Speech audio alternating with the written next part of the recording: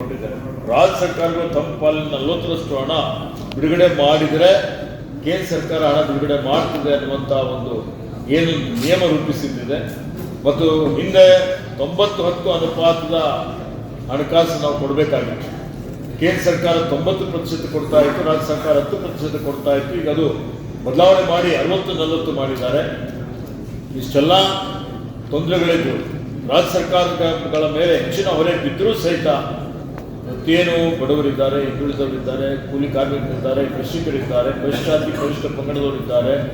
ಅವರೆಲ್ಲರ ಹಿತವನ್ನು ಕಾಪಾಡಲಿಕ್ಕೆ ಗ್ರಾಮೀಣ ಭಾಗದ ಅಭಿವೃದ್ಧಿಗಾಗಿ ನಮ್ಮ ಸರ್ಕಾರ ಬದ್ಧತೆಯನ್ನು ತೋರಿಸಿ ಇವತ್ತು ನಮ್ಮ ವಿರೋಧದ ನಡುವೆಯೂ ನಾವೇನು ಪ್ರೊಟೆಸ್ಟ್ ನಾವು ಈಗಾಗಲೇ ಕೇಂದ್ರಕ್ಕೆ ನಮ್ಮ ಎಲ್ಲೆಲ್ಲಿ ಅಸಮ್ಮತಿ ಇದೆ ಅನ್ನುವಂಥದ್ದು ನಾವು ಅವರಿಗೆ ತಿಳಿಸಿದ್ದೇವೆ.